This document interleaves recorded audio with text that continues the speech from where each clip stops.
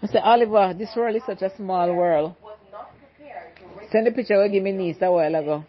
Guess what? The door next door to her, no, her grandmother. One of the bullets go right in her grandmother's room. She have a barrel in there where she have to go to Jamaica. The bullet go through the barrel, go through the door, go through the barrel, and bust one condensed milk. She sent me the video. She just sent me the video them. This I can't believe it, Alva. What a small world. Lord Jesus. Could day I hear say, I'm a niece grandmother. Our grandmother dead. And she said the man lived on the other floor. The man lived on the floor under the bottom, the third floor. So what happened now? My complaining about how the man and his son always up there make knives in the hole, jump and make knives in head and whatever, because him live below. Yes. What a thing, man. And the wife that drive when he still go back out there. What a way to die. My God. P0L. Que pasa, suck, say what they do. Welcome to Crime Time News, where the difference is in the meds. Call it news with a buzz. There's a saying or a song that goes something like this. Everything go on a foreign, a yard to get the blame. But it seems as if every type of story that involves in America, some sorts of Jamaican is affected in some capacity. I spoke about a story yesterday about an incident that occurred in a place called Brooklyn Flatbush to be specific, wherein two neighbors that have been bickering for a couple of years. The one downstairs claimed that his neighbors above him, some Haitians, were making a whole bunch of noise, so he went up there, confronted them, kicked on the door. The father and son and the wife came out. The father pretty much got for some sorts of kitchen utensil, knife that is, and confronted him. The man wheel and pop off and blaze up some can upon the son and the father, stepson and the father, about 9 pieces to be exact. So you're hearing this Jamaican lady telling, you see how the world's small?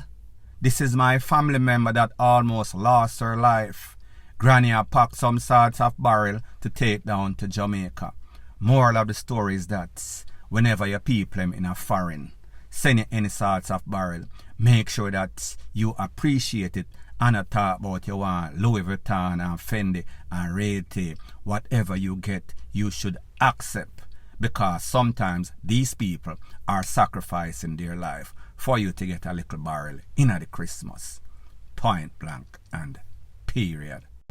Further on in the news, back in the days, used to have a saying that goes something like this. 3-1 a MURDER. That means that if 3 people rush one little man, it is not a fair fight. It is called MURDER. Now people, I don't know what is going on in the JCF training school. I don't know if these poor are getting the proper nutrition. And the reason why I say this is based on a video that is making its round on social media, where it is 3 poor, 2 in a blue, 2 in a regular uniform with a red stripe, a whole lamp on a man, drape up a man in 3/4 drapes. However, it seems as if with all of the 3 poor that were there, the man still had an obvious advantage. So my point is that it seems as if some of these poor them need proper nutrition, them need proper training, them need some sorts of lasco in them life. So people, I am going to mute the video because of all that is being said and because of YouTube's policy. However, I want you to see exactly what is transpiring in this video, and then I will pretty much talk over it. Take a listen, take a look to this beautiful bean footage. So people, see the video there? The power on the stripe, drape up the man in 3/4 drapes. 3/4 drapes, that means when you kind of take your length or take your measurement for your pants in the sea. You notice that this man is kind of maga, him kind of flaco. The same can be said for those 2 officers in the blue uniform. Them kind of look like Olive and Popeye, or Olive in a Popeye. So them a try hold on upon the man, trying to put some sorts of handcuff on the man, and pretty much he is resisting arrest. them a bend up the man and them a hold on upon him foot. They are trying to do everything to get the advantage. Even take off the man red Kangal hat. Them hold on upon the man. Them fling him down upon the ground. All this while everybody is watching this episode unfold. People, if you look at the ground right now, the person in the blue is not the man. It seems as if them have the man or him have the man or have the po about to top out. 3 of them, 1 man. People, me no know what them a feed them, but in my humble estimation or opinion, I think that the JCF should look some sorts of sponsorship from Lasco or one of those nutritional company, because obviously whatever they are eating, me no know if for the pumps, me no know if they must snack ice cream and some sorts of CLIT or what they are eating. And then again, when you think about the fact that them say Pow give the most bun, maybe the Pow them active in the night and them a gal out them strength. So therefore when they come to their 9 to 5, them lose all of them strength. All them a do a pretty much hustle a job. People, this is a very bad representation of the Pow. Lasco, please to reach out to the JCF and do some sorts of sponsorship.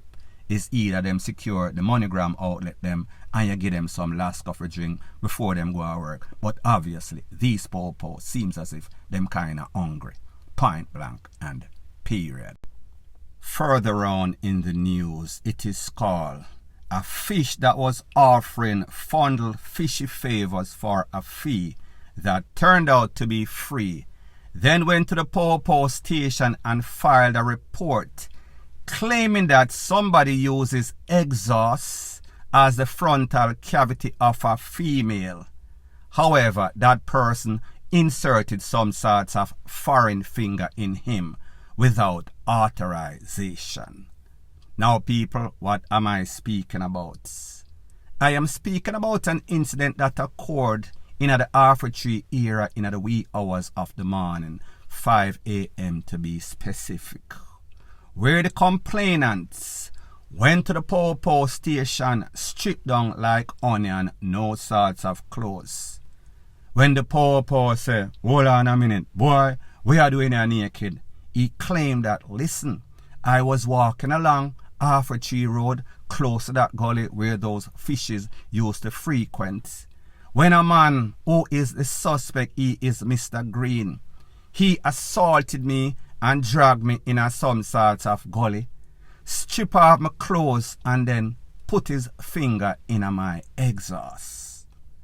Now people, to me that sounds kind of weird, because how is it that 5 a.m. in the morning where you do out there if you not work? And people, if you remember, that gully in that era at TR3 was one of those gullies in which a whole bunch of fish used to hang out, and the Ministry of Fishery would go down there in the one in New Kingston and that one and remove a whole bunch of them. They are now living in foreign with some sorts of amnesty or some sorts of asylum. So people, when me hear that story, me I say something sound quite right. Don't know what it is. I cannot put my finger on it, but it sounds rather fishy. Because you claim say 5 o'clock in the morning, somebody hold you, drag you in a gully, take away your clothes, and then put them finger in your exhaust. People, it not sound right. If somebody go hold you 5 o'clock in the morning, that person supposed to have some sorts of tool, meaning a kitchen utensil or even some sorts of 9 or 4/5. That means that it sounds as if you volunteer. You had some sorts of plan. However, the plan did not go according to plan. Like me say, you're supposed to get a fee. However, it seems as if it turned out to be free and the person left with your clothes after doing all of that to you. Now people like them say, if you make a deal and that is what you're into, nobody is supposed to be violated, even if it's a fish. Me just say the story kind of sound kind of fishy. Now, based on the Pow investigators, they said that they held a man, his name is Mr. Green. Mr. Green was officially charged after some sorts of question and answer interview. Now Mr. Green is from a place called Denham Town, which is a garrison. Now when we hear about the garrison, you would have thought that, no sir, the garrison don't tolerate or facilitate any sorts of fish. But my findings tell me that the fishes are more frequent in the garrison, more than fingers can count, meaning tom-tom serious. Point blank and period. Further on in the news, this is called Call the JCF top people, call Stephanie Lindsay, call the commissioner, call Horace Chang, call any and everybody that you can find that is supposed to be monitoring these popo. Remember, in couple of videos I told you that the only difference in the attitude of some of these criminals and the popo, the rogue ones that is that they have a badge, them have a legal GUN.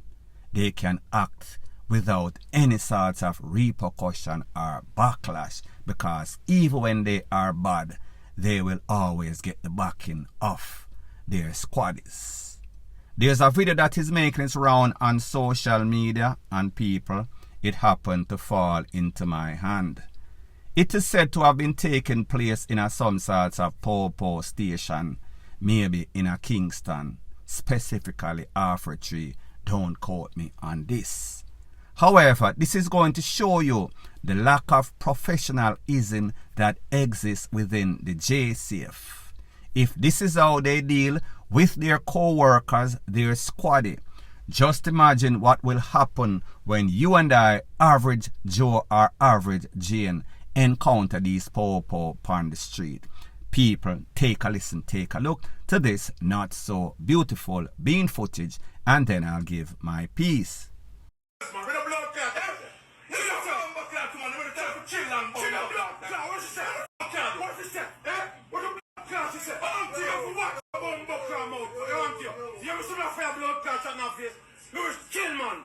Don't step to me again, man.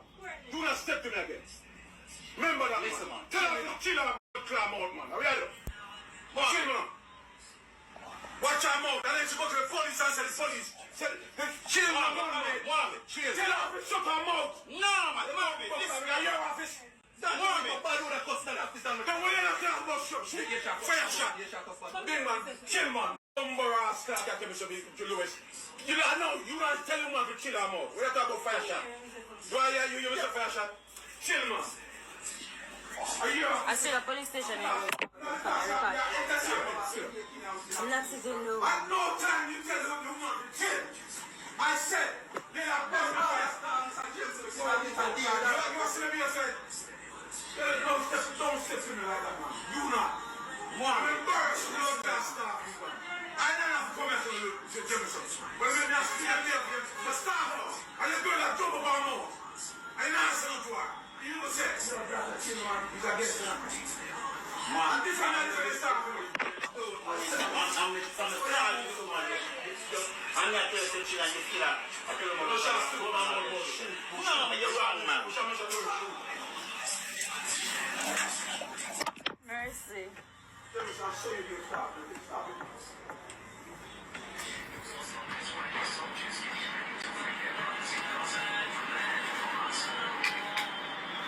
Now people, this is my disclaimer before I proceed. Don't know the underlying problem, don't know what initiated, don't know who instigated. So therefore, maybe this man reaches threshold as in the officer. However, at no sorts of time as an officer that has sworn under oaths, you're supposed to have certain temperament. You're supposed to have certain attitude. You're supposed to have certain sorts of professionalism. There is no sorts of chill. There is no sorts of regulator upon this man's mouth. All sorts of threat including DEATH. And who is it aimed at? It seems as if it is the same woman that was recording it. Now people, like me say, sometimes in a life you have some troublemaker, them cause trouble, them cause all sorts of feud, all sorts of dispute, and then them act like them are the victim. Me don't know if that is the case. However, this video somehow got out and people like me get it. And you know, when it comes to me, I am an equal opportunity exposure.